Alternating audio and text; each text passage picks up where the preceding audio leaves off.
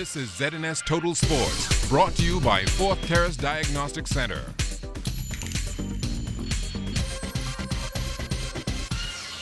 This is your first look at sports. I'm Jonathan Benson. The BAISS Private School Sudden Death Softball Playoffs coming to an end yesterday at the Freedom Farm Complex in Yamakura. In senior girls play, the Kingsway Academy Saints led the St. Andrews Hurricanes 9-6 going into the fifth inning. However, fielding errors by the Saints would allow the Hurricanes to take a 10-9 lead, and from there the Saints failed to score the bases loaded in the bottom of the frame. So the Hurricanes go on for a 10-9 victory, and they will play Sac's Big Red Machine in the championship. The junior girls, that game wasn't as close. Sac rolled over the Queens College Comets 22-4, ending the game with back-to-back home runs, that is. They will also face St. Andrews in the championship. The situation much the same in the junior boys division. Sac will play St. Andrews for the championship there. Now the only odd team out that comes in the senior boys division, C.W. Saunders, they will face Sac for the championship, and all those games start on Monday. Game 2 will follow on Wednesday, while any necessary Game 3s will be played next week, Thursday. Well, the government secondary schools getting underway with their volleyball championships yesterday at the Anatol Rogers Gym. Senior boys play saw CV Bethel going up 1-0 on GHS. CV Bethel also up 1-0 in senior girls play against CR Walker. SC McPherson handed AF Adderley their first loss of the season in junior boys play, while AF Adderley, the junior girls, they took the opener in their series with CH Reeves. Now with the government schools wrapping up their volleyball season and moving on to basketball, sports officer in the Ministry of Education, Evan Wisdom, remains upbeat, considering the fact that they've had some challenges along the way. Like everybody else, we've had our issues, financial issues in terms of some challenges there. Budgets have been cut and what have you. And we've actually had to sew the suit, based on the cloth that we have. And so we're asking PE teachers and the general public to understand some of the budgetary constraints that we're operating under. And even though with those budgetary constraints, our ministers allowed us to be able to upgrade CI Gibson Gym. So we're trying our best with what we have, and we're very, very pleased with what we've seen so far. Well, after staging a successful inaugural tournament in May of this year, the LPGA will bring women's professional golf back to the Bahamas in January to kick off their 2014 calendar. And once again, Pure Silk is on board as the major sponsor. We're happy to support the tournament and support the Bahamian Islands, and we're excited to kick the season off this year. This is a great thing to do, and we're enjoying it, and the islands have been fantastic, and the tour has been fantastic. So yeah, it's been a great partnership so far. The inaugural Bahamas College Football Bowl will take place next December at the Thomas A. Robinson National Stadium, and Sports Minister Dr. Daniel Johnson says a number of spin-offs opportunities will be available.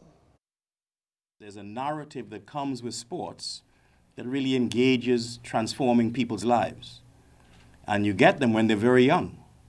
So you have this impact on people's lives through the engagement of an activity called sport, but it spins out many other positive things.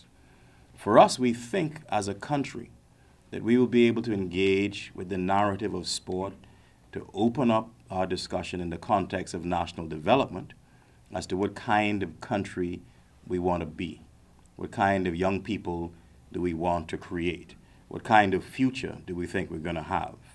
So 1, we're trying to create a championship attitude in this country. 2, we want to play with the best players on the planet. And 3, we want to build bridges.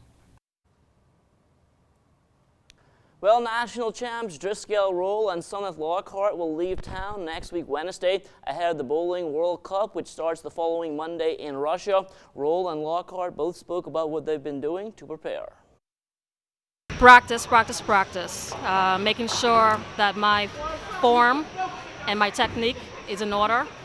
I know we've been bowling internationally in May in Colombia and here locally, and so I know I needed to, tinker with the little things, making sure that stay down on my shot, follow through, watch my mark. So I just had to make sure that I did those things in order to improve myself. I've been practicing for several months on the lanes. I've been working out physically, trying to strengthen my upper and lower body. And I think between practicing and exercising, it's been paying off pretty good. Now, Roll and Lockhart also spoke about what kind of competition they're expecting and how they feel they are going to fare. This is the top tournament that the bowling federation could ever have, being the World Cup. So I'm elated that I could represent the Bahamas, and I'm looking to do my best. I mean, I put in a lot of practice, a lot of sweat in my form and my game here, and so I'm looking to do my best and take it all the way. Our goal is to go and win the gold medal. And should we not win the gold medal, then there's a silver medal and there's a bronze medal. And should we not deliver on either medal, at least the world will know that the Bahamas was there competing. Well, after taking part in the rain-shortened inaugural LPGA Pure Slug Bahamas Open earlier this year, touring golf pro Kathleen Ecke says she can't wait to come back in 2014, and this time she's hoping the weather won't play a factor. Hopefully the weather will be better. I live in South Florida, so the weather is pretty similar, and January is always pretty nice in Florida, so hopefully we'll have some good weather and we'll still see the holes instead of just all water this year. Instead, we weren't very lucky last year, but I think last year we made the best of what we had to deal with, and we played 12 holes and still got a tournament in, so that was great. But hopefully moving it to January this year will make it a little better. I feel like my game keeps getting better, and that's really all you can ask for. I've been working really hard on my short game, and that's where it's all at. I can hit it as well as I want to, which I really hit it well this year and just didn't quite make enough putts. So I think if I can putt better next year, I'll play well. Well, Coach Harcourt McCoy and the D-Squad Basketball Club was able to pull off a successful high school preseason tournament last weekend, but their work doesn't stop there. Our goal is to try and help student athletes go as far as they can go in the game of basketball. We put on a camp in the summers. That's basically run free. We don't turn anybody away. This tournament is the next step. It's actually been going on for a number of years, but it was previously hosted as the Doris Johnson tournament. And since I moved, I saw the vision to try and keep it going and to try and make sure that I could make my contribution in that way. I'm at Anatole Rogers now, and I'm trying to assist there a little bit, but it's hard to get basketball out of your blood. Now, even though Coach McCoy does his best to try and help out with the Anatole Rogers program as much as possible, he says he'll always be a Mystic Marlin at heart. I'm very proud of the group from the Mystic Marlins, and I'm sure that they are going to be a force to reckon with. They should definitely make the playoffs this year, and my heart goes out to them. I Marlins for life. So what happens if the Marlins meet Anatole inside the playoff? Oh, that's going to be tough. Well, Temple Christian has dominated primary girls basketball in the capital for a number of years, and most of the credit there has to go to Coach Keno Demerit. I think we just need to start within the school structure. Even with the PE classes, I think coaches need to just take time to work with their girls, to develop the girls program. I don't think a lot of coaches want to really take that time and mentor the girls and to develop a girls program. I see Randy Cunningham's been having some tournaments too, so I guess we need to maybe have these every weekend or something like that. Yeah, I think it would really be good, especially, like I say, for teams that don't have a league. Those weekend tournaments, basically, they really will help to us, basically, because to get that gameplay in is really important, especially for primary school kids. What's up next for you guys for the rest of the year? Well, coming up after our tournament, we have the Cyborgs tournament for girls and boys, which is held by Wade Watson. Then we move into the Father Marson tournament, which is the national tournament for the year. We have traveled to Grand Bahama. We haven't gone in the last 2 years. We went to Jacksonville 2 years ago, which was a good experience for our team. You could be happy with how your girls progress though, because the ones that come from your program, they really seem to do well. Oh yeah, I've been watching them basically in the high school programs, and they've been dominating throughout.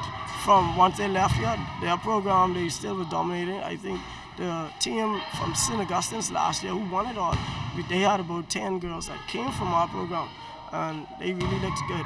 Kingsway now has about 3 girls on the team which came from here, and they are one of the teams to reckon with in the private school association. The junior national girls, I think there was about 7 of the girls that came through through Temple Christian program, especially with the likes of Serena Brown, Alicia Thompson, Shanika Lightburn. These girls came from this program, so I was really proud to watch them grow.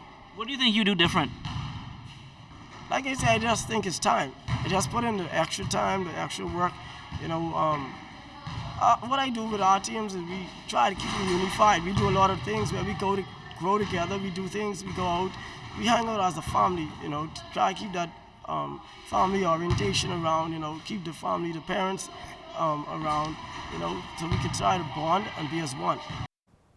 Definitely some great work put in there by Coach Keno DeMerit. And a promising opportunity coming up for young Bahamian baseball players in the country. James Stokel and Furman Coronel, they are global scouts for the Cincinnati Reds. They will be in town this weekend. The duo, they will conduct a showcase at the Grand Bahama Park in Freeport on Saturday between the hours of 12 noon and 4 p.m. From there, they fly to the capital for another showcase on Sunday. That runs from 2 to 6 p.m. at St. Andrew's Field of Dreams. And that will do it for sports, but don't go anywhere. There's more to come after the break.